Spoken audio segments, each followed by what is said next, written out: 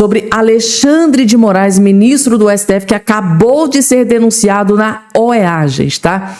Alexandre de Moraes, ministro do STF, acaba de ser denunciado na OEA e essa denúncia pode trazer um problema gigantesco para Alexandre de Moraes. Eu vou explicar para vocês nos mínimos detalhes. Temos informação bombástica sobre fuga que acabou de ser confirmada. Fuga acabou de ser confirmada. Essa notícia acabou de explodir, acabou de ser confirmada direto de Brasília. Eu vou trazer os detalhes dessa informação também nesse boletim para todos vocês. E, finalmente, o escândalo master, né? O escândalo Daniel Vocaro, escândalo master, acabou de chegar no Lula, gente, tá? E o Palácio do Planalto, PT, entraram em desespero. Agora, gente, tá? Neste exato momento, novo escândalo acaba de explodir envolvendo o governo Lula e o escândalo do caso Master para o Lula, gente. Essa aqui é uma notícia terrível. Vocês vão entender por que o Lula entrou em desespero após vazar novo escândalo envolvendo Lula, envolvendo o governo Lula e o Daniel Vocaro, escândalo do caso Master, e vocês vão ficar chocados com o que eu vou trazer. Inclusive saiu aqui agora no Metrópolis, que eu vou explicar nos mínimos detalhes. Gente, uma notícia urgentíssima envolvendo Jair Messias Bolsonaro acabou de ser confirmada aqui também agora, direto de Brasília, e tem a ver com o ministro Alexandre de Moraes, tá? Esta informação, você precisa ter acesso a essa informação nos mínimos detalhes. É sobre Bolsonaro e Alexandre de Moraes. Claro que essa informação também vai estar aqui nesse boletim. Além dessas outras, você já sabe como é que funciona, né, gente? Tá? Não vou ficar dando spoiler de tudo, porque senão aqui a introdução aqui fica muito longa. Já vou começar aqui dando início às informações. Rapidamente, só não esqueça de se inscrever aqui embaixo no canal, ativar o sininho das notificações, compartilhar o vídeo o máximo possível que vocês puderem. Estão preparados, gente? Tá? Se tiver de pé, senta, pega a pipoca, fica bem confortável e assista de... Porque eu penso o seguinte, se o Lauro Jardim vem aqui na CBN e diz que o Lula tá desesperado, é porque ele deve estar desesperado em dobro, gente, porque não chega nem 10% do desespero chega até os jornalistas. Eles ficam filtrando, mas acaba vazando aí algumas informações. E o Lauro Jardim, do jornal O Globo, confirma o que todos já sabiam. A gente vem falando sobre isso aqui nas últimas semanas. Os ataques de Lula ao presidente Trump não passam de uma tentativa desesperada. Tá aqui o comentário lá em cima, ó. Não passa de uma tentativa desesperada de buscar uma melhora na sua aprovação. Então, gente, tá? A tábua de salvação para o Lula, que ele tá enxergando, o Lula e o Sidônio, chama-se Donald Trump. Para o Sidônio e para o Lula, quanto mais ele bater no Donald Trump, mais ele cresce nas pesquisas. Olhem só o nível do desespero, gente, tá? Lauro Jardim acaba de revelar que o plano do Lula para subir nas pesquisas e passar o Flávio, o plano do Lula e do Sidônio é o quê? Bater, criticar e atacar Donald Trump. Mas parece que não está surtindo efeito não, porque nas últimas semanas, o que o Lula tem atacado o Trump e o Lula não tem subido nas pesquisas, né? Aí o desespero começa a tomar conta, gente, tá? Vocês vão entender, assistam. Lauro, nós ouvimos o presidente Lula ironizando o Donald Trump e sugerindo que se dê logo o Nobel da Paz para o presidente americano para que ele acabe de vez com todas as guerras. Foi mais uma das falas de Lula nesses últimos tempos, tendo Trump como alvo. São críticas feitas como estratégia eleitoral? Pois é, Milton. Você lembrou bem, nessa viagem de 5 dias que o Lula fez à Espanha, Alemanha e Portugal, ele arranjou um jeito de bater no Trump, dia sim, dia também, fez essa ironia em relação ao Prêmio Nobel da Paz. O Lula disse também que o mundo não pode se curvar a um presidente que acha que pode taxar produtos ou fazer guerra pelo Twitter. O Lula disse também que se houve abuso no caso do governo americano, no caso daquele delegado da Polícia Federal expulso dos Estados Unidos na segunda-feira, ele vai adotar a reciprocidade aqui.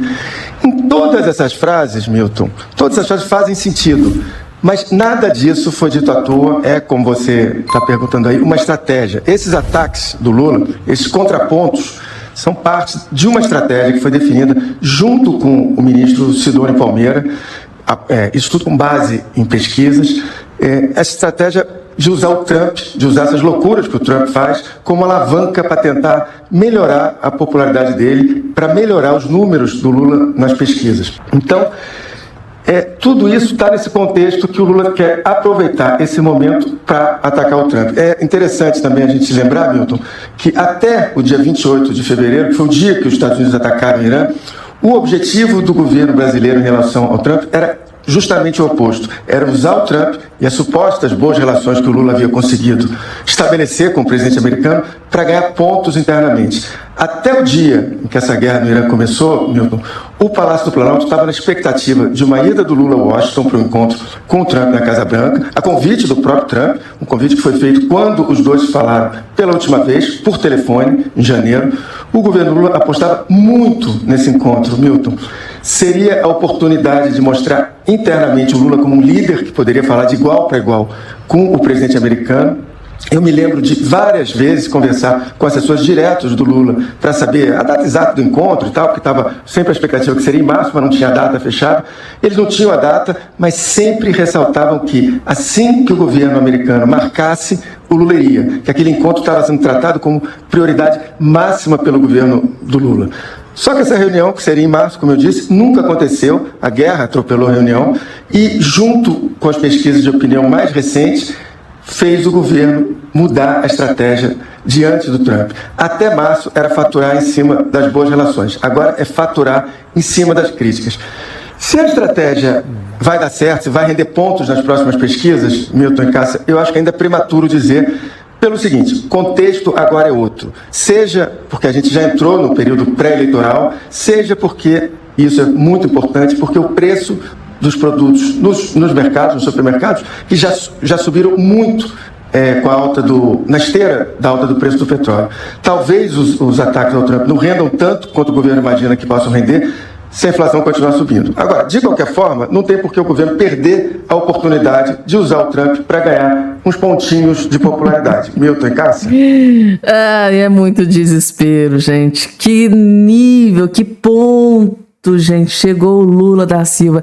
Vocês estão entendendo aqui, gente, o teor da conversa? Resumindo, o Lula, neste exato momento, precisa do Trump para subir nas pesquisas. É um fim trágico e terrível para a vida política do Lula, né? Depender de presidente de outro país para tentar se dar bem na política interna. Isso é uma vergonha, gente. Isso é de um esculacho pro Lula. Resumindo aqui, gente, tá? O Donald Trump ignorou o Lula da Silva, né? Tinha reunião.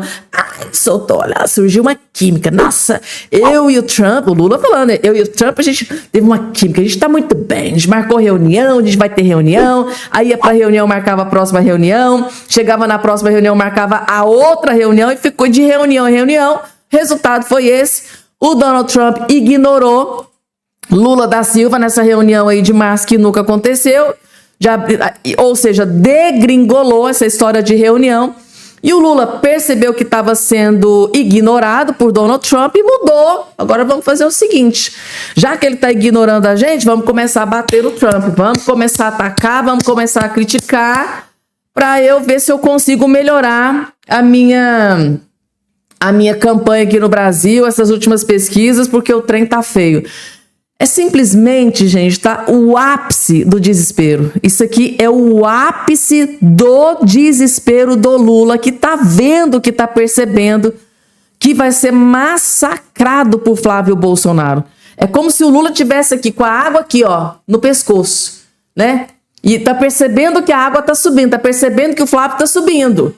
E o Lula com a água no pescoço. Pensa, gente, eu vou ficar. O Flávio vai subir. Eu preciso me agarrar. Cadê uma tábua de salvação? Né?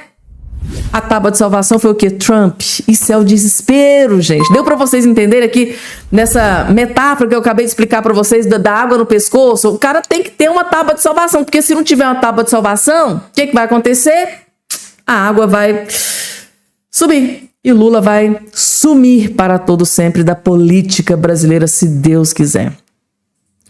Vamos lá, porque agora, além do chumbo grosso, né, pra cima do Lula, tem chumbo grosso também pra cima do Moraes, gente, tá? Sim, a coisa ficou feia para Alexandre de Moraes também. Advogados denunciam Moraes e o Estado brasileiro na OEA por perseguição institucional. Ou seja, Alexandre de Moraes acaba de ser denunciado na OEA por perseguição institucional. E falta de aviso não foi, senhor Alexandre de Moraes. Tá aqui, ó. Na última terça-feira, a defesa de Eduardo Talhaferro acionou a OEA contra o ministro Alexandre de Moraes do STF e o Estado brasileiro. Obtida em primeira mão pela Coluna, a ação foi protocolada na Comissão Interamericana de Direitos Humanos. De acordo com a petição assinada pelos advogados Paulo Faria e Felipe de Oliveira, ambos são vítimas de perseguição político-ideológica. Eles estão acusando o Alexandre de Moraes de ter um lado político e querem o afastamento de Alexandre de Moraes. Eles querem que Alexandre de Moraes seja afastado, gente, tá? Porque eles enxergam que ele é um partidário ali no judiciário. E de grave violência institucional por atuarem no caso do ex-assessor do Tribunal Superior Eleitoral do TSE. Talhaferro é responsável por divulgar mensagens que revelaram a vaza-toga. A denúncia se sustenta em uma série de episódios, sendo o mais recente a destituição dos advogados do processo. O Alexandre de Moraes expulsou os advogados do Talhaferro, substituiu, segundo aí os advogados, de forma ilegal, né? Então, destituiu os advogados do processo por Moraes, que teria ocorrido sem base legal. Para a defesa, a medida configurou interferência indevida no exercício da advocacia. Segundo o advogado, abre aspas, somos vítimas diretas, imediatas de violência institucional promovidas pelo Estado brasileiro com violações de direitos humanos imputáveis ao agente público Alexandre de Moraes, em nome do Brasil, possuindo legitimidade plena para submeter a presente denúncia ao sistema interamericano, bem como para pleitear a adoção de medidas cautelares destinadas à proteção de seus direitos fundamentais, disseram a defesa do Talhaferro. A petição também menciona risco à segurança e à liberdade profissional dos dois advogados, que atualmente se encontram fora do Brasil. Em razão disso, a defesa solicitou, né, a CIDH a adoção imediata de medidas cautelares, ou seja, partiram para cima do ministro Alexandre de Moraes, denunciou Alexandre de Moraes, o Estado brasileiro, na OEA, por perseguição institucional, gente, tá? A chapa esquentou aqui para o ministro Alexandre de Moraes, hein? Falando em chapa quente, o trem também esquentou para o lado do Lula, gente. O escândalo do caso Master, o escândalo envolvendo o Daniel Vorcaro, o caso Master, chegou no Lula, gente. E a gente tem informação de bastidores que o Lula, o PT, estão desesperados com essa notícia que vazou na imprensa nesse dia de hoje. Era tudo que o Lula não precisava neste ano eleitoral, gente, que o Lula está aí focado na sua campanha. Governo Lula gastou 350 milhões para alugar navio de cruzeiro de sócio de Daniel Vorcaro na COP30, diz o Metrópole, gente, tá? Tá aqui, o Metrópolis descobriu e revelou para o Brasil inteiro negociatas envolvendo o governo Lula e sócio de Daniel Vorcaro. Gente, eu não tô acreditando nisso. Vocês se lembram daquele vídeo da Janja lá dançando lá com a sua ministra, acho que a Aniele Franco, lá naquele navio gigantesco, cara, de luxo, né? Gente, tá? Parece que Daniel Vorcaro, sócio de Daniel Vorcaro, levou uma grana boa aí do governo Lula. Gente, e agora? O Lula vai dizer que isso aqui é mentira, que é fake news? Será que eles vão colocar o Metrópolis no inquérito das fake news? Tá aqui. Igor Gadelha descobriu. Governo Lula gastou 350 milhões para alugar cruzeiro na COP30. Gente, eu tô chocada com isso aqui. Tá aqui, gente, tá? O governo Lula gastou ao menos 350,2. Gente, é muita grana, meu Deus do céu.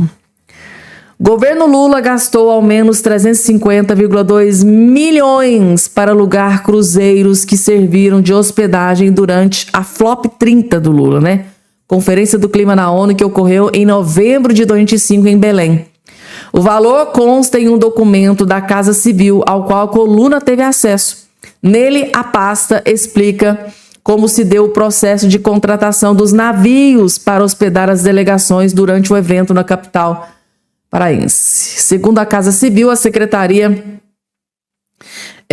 Especial da COP30, vinculada ao Ministério, né, firmou um contrato com a Embratur. A agência, por sua vez, contratou a empresa Qualitours, Agências de Viagens e Turismo Limitada. O documento da Casa Civil, enviado à Câmara dos Deputados, informa que a Qualitours foi a responsável por contratar os navios da empresa Costa Cruzeiros e MSC Cruzeiros. Verifica-se que o valor total despendido pelo governo federal na operação foi mais de 350 milhões. No documento, o governo diz que o aluguel de navios foi necessário em razão do déficit de hospedagem em Brasília, em Belém, né, e da necessidade de cumprir o acordo que o Brasil fez com outros países. Instada, a Secop esclareceu que a utilização de navios como hotéis flutuantes durante a COP30 decorreu de análise de possíveis soluções para resolver ali o impasse. Como mostrou a coluna, a Qualitours pertence ao empresário Marcelo Cohen. Ele é apontado como sócio do banqueiro Daniel Vorcaro no hotel de luxo Botanique, localizado em Campos do Jordão. Cohen já admitiu publicamente ser dono do Botanique. Vorcaro, por sua vez, costuma dizer que o hotel pertence à Prime U, empresa que também é dona de jatinhos usados pelo banqueiro. A ligação da Qualitours com Vorcaro, porém, vai além. A empresa pertence à Holding Bfly, criada em 2021 por Marcelo Cohen a partir do impulsionamento de fundos ligados ao Banco Master. Segundo a reportagem do jornal Folha de São Paulo, Cohen utilizou recursos de fundos como o B10 e do TT ligado ao Master para comprar outras empresas da holding, entre elas a Flytour e a Queenberry. Gente, eu não estou acreditando nisso aqui. O Lula socando o dinheiro em empresas ligadas a sócio de Daniel Vorcaro, gente, tá? Eu não estou acreditando. O que diz o governo Lula em nota? A Embratur disse que a escolha da Qualitours se deu por meio de chamamento público e que a empresa apresentou todos os documentos. A agência ressaltou que não houve nenhuma participação do Master no processo de contratação de navios. E é verdade, esse bilhete, acredita quem quiser, né, gente? É muita coincidência, né? Porque é muita grana, gente, meu Deus. Aí eu só consigo me lembrar da reunião que o Lula teve com o Vorcaro. Tava lá junto lá, né, o Jacques Wagner, que é o líder do Lula no Senado. Gente do céu, é Guido Mantega, meu Deus, o que esse povo fizeram a farra do boi com o dinheiro do povo, meu Deus do céu, gente. Eu fico chocada com isso aqui, Daqui a pouco, gente, uma informação importante sobre o Bolsonaro, mas antes vamos falar aqui essa notícia de fuga, né, que foi confirmada, que pode dar muito ruim aqui para o grande aliado do Lula. Quem não se lembra do homem da mala, né, das malas, naquele apartamento cheias de dinheiro na época do escândalo da Lava Jato, né? É esse aqui, gente, que já foi ministro do Lula. Quem não se lembra daquela foto antológica, daquelas malas lotadas de dinheiro na época do escândalo do mensalão da Lava Jato?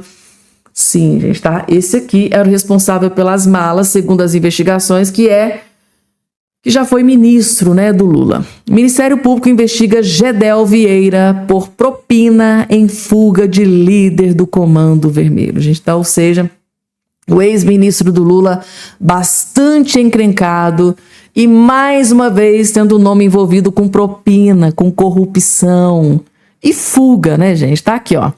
O Ministério Público da Bahia investiga o ex-deputado federal o Gedel Vieira Lima por suspeita de receber 1 milhão em propina, né? A apuração foca, né, a fuga do traficante Edinaldo Pereira de Souza, o Dadá, né, liderança do Comando Vermelho no sul do estado. Diálogos obtidos na Operação Duas Rosas mostram quando o ex-deputado Udurico Júnior e a ex-diretora do presídio de Eunápolis, Joneuma Silva Neres, se referem a Gedel como chefe. É chefe. E aí, chefinho? Era assim, gente, tá? Joneuma confessou em delação premiada ter facilitado a fuga de 16 detentos em dezembro de 2024. Então, as fugas aconteceram com muita camaradagem, né? Tá aqui.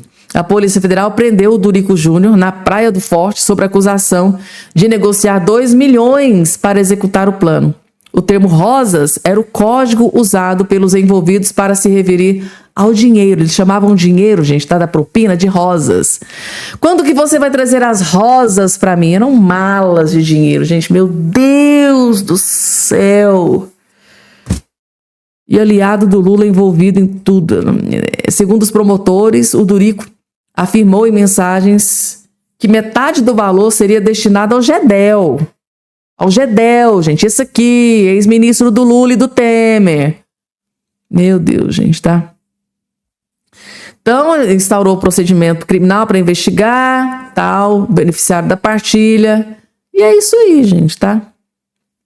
É muita grana, meu Deus do céu. É muita grana. Em 2017, na Operação Tesouro Perdido, a Polícia Federal achou 51 milhões em dinheiro vivo em um apartamento em Salvador ligado ao Gedel, gente, tá? Ele já possui condenação anterior por lavagem de dinheiro. A Polícia Federal encontrou 51 milhões em dinheiro vivo em um apartamento cofre em 2017. Quem que não se lembra daquela imagem, né, gente, tá? Daquele monte de dinheiro daquelas malas. Isso aqui, gente, era o responsável pelas malas. O ex-ministro do Lula. E agora, Bolsonaro pede autorização a Moraes para fazer cirurgia no ombro, gente, tá? O pedido de Bolsonaro a Alexandre de Moraes. A defesa de Jair Bolsonaro pediu ontem ao ministro do STF, Alexandre de Moraes, autorização para o ex-presidente passar por uma cirurgia no ombro direito. Os advogados solicitaram a análise urgente no pedido. A defesa pede ainda que a possível liberação cubra todas as etapas do tratamento pré-operatório até a reabilitação. A defesa indica que o procedimento pode ocorrer em 24 ou 25 de abril.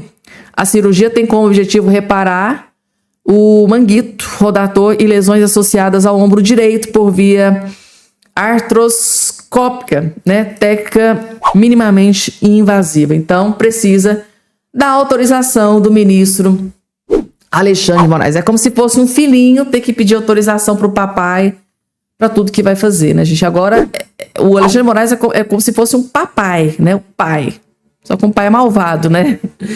Tudo, gente. Tudo que o Bolsonaro vai fazer tem que pedir autorização, tem que pedir o aval do Alexandre de Moraes. Camarote. O Paulo Figueiredo, gente, tá destruindo a passadora de pano pro Lula, né, do STF, Amanda Klein. A jornalista Amanda Klein, gente, que é esquerdista, né, petista de carteirinha, passadora de pano pro STF, ela foi tentar, gente, ela foi tentar passar pano pro Lula, pro STF, e vejam a lapada que ela recebeu do Paulo Figueiredo, gente, tá? O Paulo Figueiredo pegou a soberba da Amanda Klein, embrulhou, gente, jogou no chão e ainda sapateou em cima, gente, tá? Tá aqui, Amanda Klein entra em depressão após ser desmentida ao vivo por Paulo Figueiredo. A militante Amanda Klein acabou tomando uma macetada de jeito do Paulo Figueiredo, gente, tá? A mulher ficou sem rumo, visivelmente constrangida. Vocês vão perceber no momento certo, vejam só.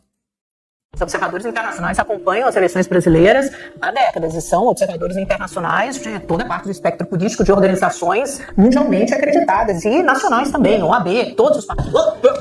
Organizações que você mencionou de muita credibilidade, são de muita credibilidade por pela esquerda, não são de muita credibilidade pela direita. Se você pegar o nosso espectro político, do qual eu faço parte, a credibilidade da OAB é perto de zero. Sua audiência, que for conservadora, ela vai dizer a você, olha, nenhum advogado de direita hoje se sente representado pela OAB. Queria citar uma declaração do pré-candidato Flávio Bolsonaro no Fórum CEPAC.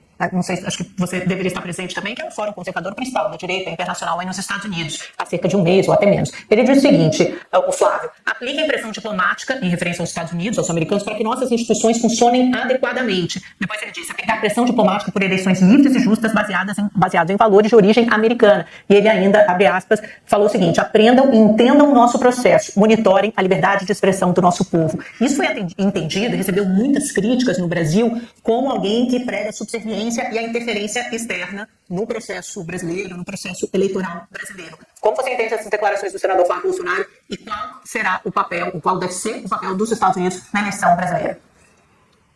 As aspas, Amanda, não estão corretas, elas misturam dois trechos diferentes do discurso. Mas, de fato, o senador Flávio Bolsonaro pede que a comunidade internacional observe e aprenda sobre o processo eleitoral brasileiro e que preze e exerça pressão diplomática para que nós mantenhamos a nossa liberdade de expressão. Nós tivemos uma eleição de 2022 repleta de censura, você era minha colega numa outra emissora e nós passamos por várias ordens judiciais limitando o que nós poderíamos falar, foram vários perfis derrubados. Eu estou há quase 4 anos, 3 anos e pouco, com os meus perfis de redes sociais derrubados até hoje.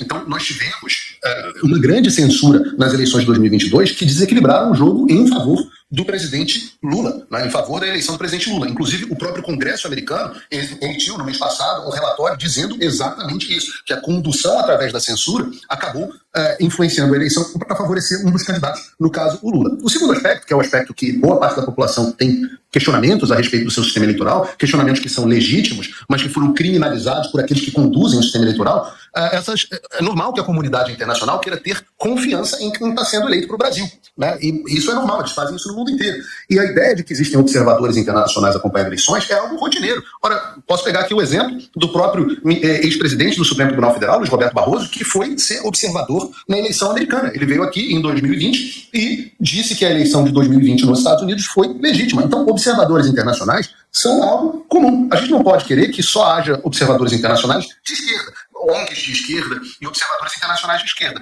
Dessa vez, um pleito legítimo do senador Flávio Bolsonaro é de que o processo tenha também observadores de outro espectro político. E isso é bom. E se o Brasil não tem nada a temer, é melhor que dê mais transparência ao seu sistema. Afinal, nós não queremos uma revolta popular, como nós tivemos no 8 de janeiro, com a população descrente do seu próprio sistema eleitoral. Mas então, os observadores internacionais, só para te interromper, só para não deixar passar, os observadores internacionais acompanham as eleições brasileiras há décadas e são observadores internacionais de toda a parte do espectro político, de organizações mundialmente acreditadas e nacionais também, OAB, todos os partidos políticos acompanham o processo eleitoral brasileiro e observadores internacionais também.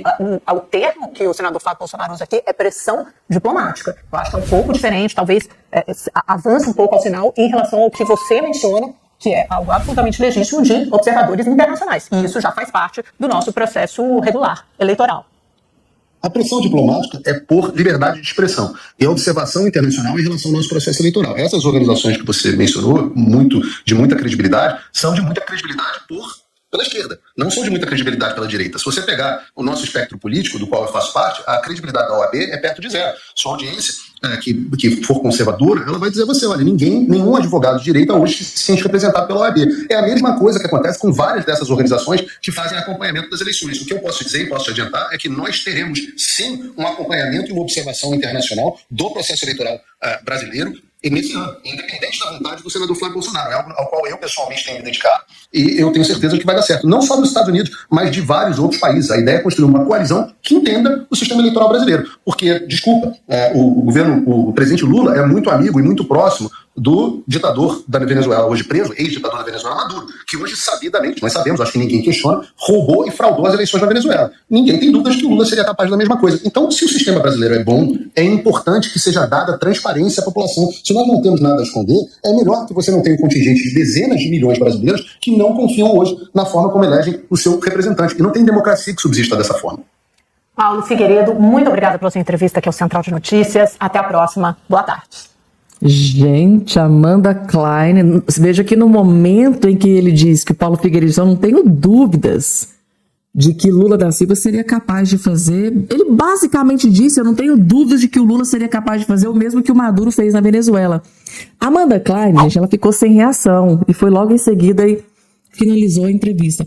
Visivelmente, ela ficou bem constrangida com essa fala do Paulo Figueiredo, gente. Voltem um pouquinho, é bem no finalzinho, voltem um pouquinho, vejam exatamente no momento em que ele fala, olha, eu não duvido nada de que Lula também possa fazer isso aqui no Brasil. Vejam como é que foi, o semblante da mulher mudou, essa mulher deve ter ficado roxa, não dá pra ver aqui porque o vídeo tá pequeno, mas ela deve ter ficado roxa, porque a gente sabe muito bem que ela é petista, é uma das jornalistas mais petistas da face da terra. E o Paulo Figueiredo, né, jogou na lata. Eu não duvido nada do Lula também fazer o mesmo que o Maduro fez lá na Venezuela, aqui no Brasil. Então, por isso que a gente precisa também ter observadores do espectros políticos diferentes, não só de esquerda, porque é muito fácil, né? O pessoal que vai lá verificar a eleição só de esquerda. Ué, mas como é que fica essa lisura, né? Gente, tá? Brilhante o comentário do Paulo Figueiredo, colocando os pingos nos is, né? O que tem que ser para realmente o povo brasileiro pôr fé nessa eleição, colocar credibilidade, né? Olha, não, aqui sim, teve organismos externos que vieram aqui, tanto de direita quanto de esquerda, para verificar. E é tudo simples, é como ele disse, né? Se eles não devem, não temem, por que não aceitar? É isso, gente, tá? Aí tentam distorcer a fala do Flávio Bolsonaro e é o desespero que começa a tomar conta porque o Flávio aí tá na frente nas últimas pesquisas. Vamos lá, porque o nível do desespero, o Lula, gente, tá? Ele tá num desespero tão grande